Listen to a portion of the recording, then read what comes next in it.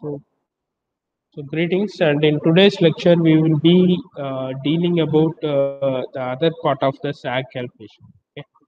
So you have already seen about SAG. Okay, so what is a SAG and how it is affected? Okay, so how it is affected at the same level and how it is affected at different levels. We have seen with respect to the derivation itself. We have seen. Okay. So you just recall about the SAC, okay? And in today's lecture, what we will be dealing is we'll be dealing with respect to your we'll be dealing with respect to your effects, that is atmospheric effect, which affects your SAC. So there are two atmospheric effects. So one is your wind, another one is your ice. How your SAG value gets affected due to your atmospheric effect like wind and ice. So that's what we are going to see. So we'll be moving on. So first with respect to your ice. So first we have taken with respect to your ice. Okay. So you know a conductor, right? So a conductor, if you are cutting into a cross-sectional path means you'll be getting the cross-section as like this. So this is your cross-section of your conductor. Okay, this is your cross-section of your conductor. So this is your conductor. And the conductor diameter will be d, that is small d. Okay, so your conductor diameter will be small d. Okay, and now in case of ice, okay, in northern India and all, there will be enormous amount of ice, as well as in the northern part of your Europe and all, there will be snow every time. Okay, so at that time period, what happens is that your conductor, okay, so this is your conductor, your conductor gets covered with your ice particles. Okay,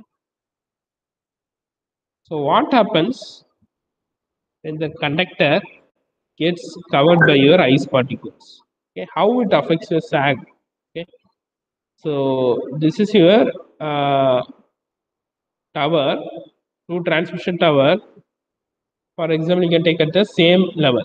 Okay, now this is your sag value. Okay, during normal day, when it is snowy, what happens is that this sag value increases. Why means the conductor is will be covered by your ice particles. Okay, so if the ice particles are covering your conductor means your conductor will be getting to the lower part, still it gets in the downward uh, direction. So what happens is that this sag value gets increasing. Okay, so now we have to determine by how much value this sag value gets increasing. So that's what our ultimate aim in this lecture. Okay, hope you're getting it. Okay, so first for that, with respect to that, you have to know about the ice. Okay, you have to know about the ice, that is mainly your weight of the ice particle. So this weight of the ice is given by W into I, Wi. Okay, so you know about uh, density, right? So your density is nothing but your weight divided by the volume. So there's one formula in physics.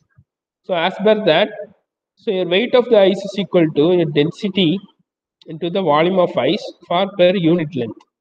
Okay, first we are considering for a unit length, then we will be multiplying with the entire length. How we are finding the inductance and capacitance for transmission line, the same thing. Okay, so here the T, here there's a T, right? So this T refers to the thickness of the ice. So the thickness at which the ice particles gets covered. Okay, the thickness at which the ice particles gets covered given by this T. Okay, so now the volume formula, you know, so volume is nothing but area into length. So area into length, if you're doing means, you'll be getting the volume. So we are considering this for a unit length. Okay, unit length. So you can put L equal to 1. So for a unit length, the weight of the ice is W into rho I into AI. Okay.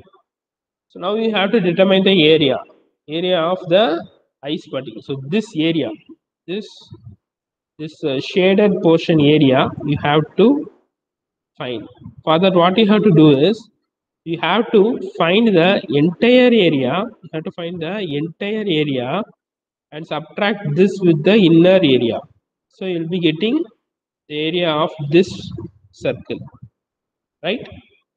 So that's what they'll be doing here. So you know the area of a circle, it is nothing but uh, pi r square, right? Pi r square is the area of the circle. So that's the formula what they'll be using here. But the difference is that this r value gets changing. Okay. So first we have to find for this entire circle with covered ice portion. Okay. So what it will be coming is pi. So it is your d, right? So d. So here it is thickness t, and here it is thickness t. So the entire circumference, you can take it as, or the entire diameter. You can take it as a diameter. Okay, diameter entirely you can take it as d plus t plus t, which is equal to d plus 2t.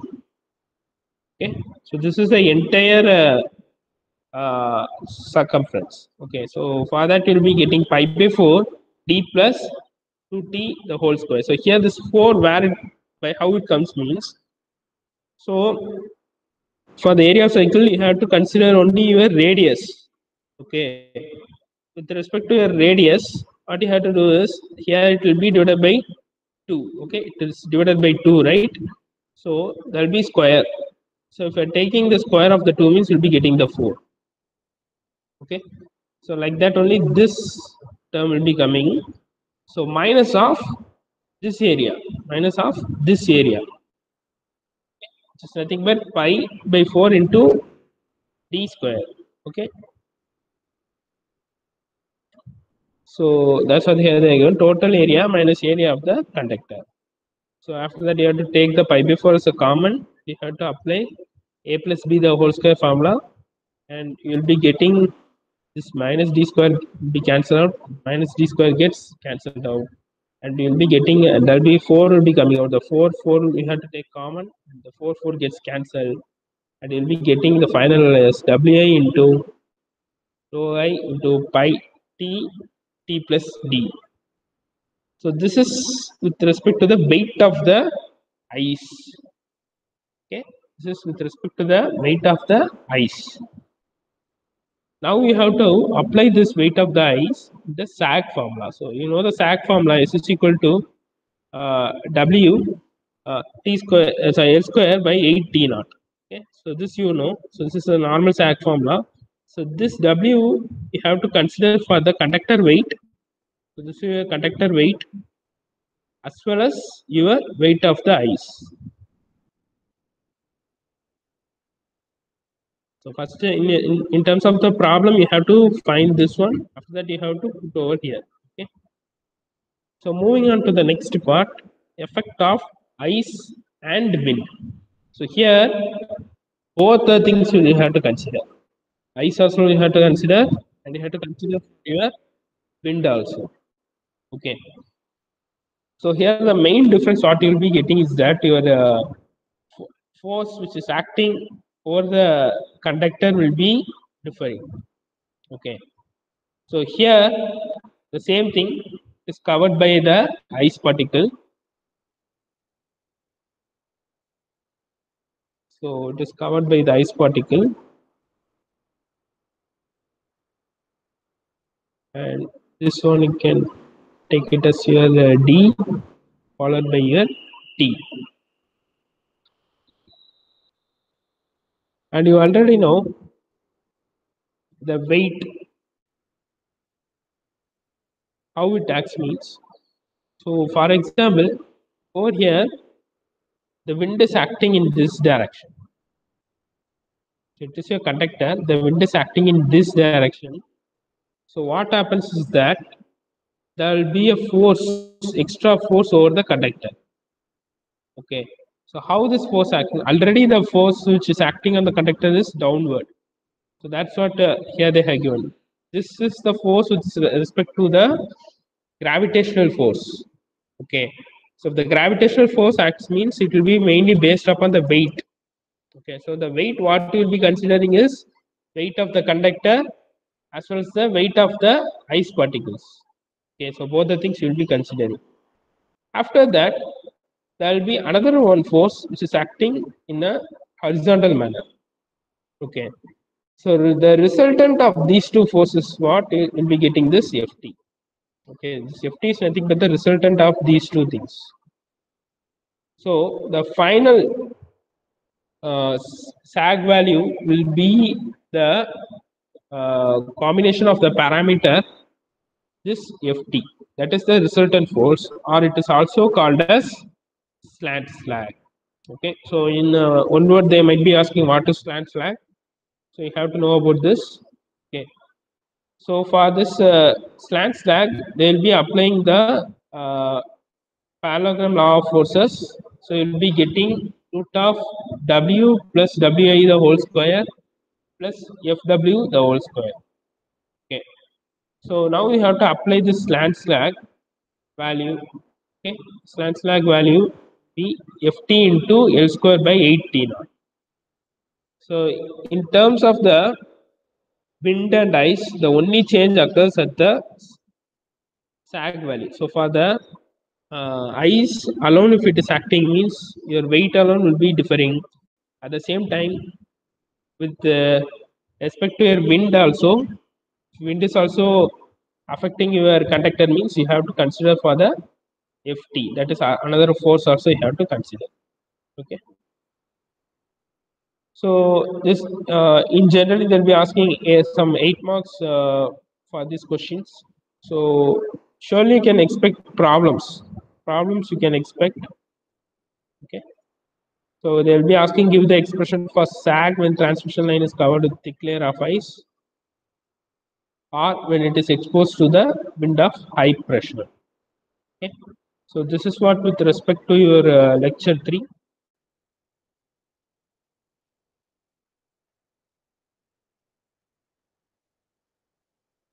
So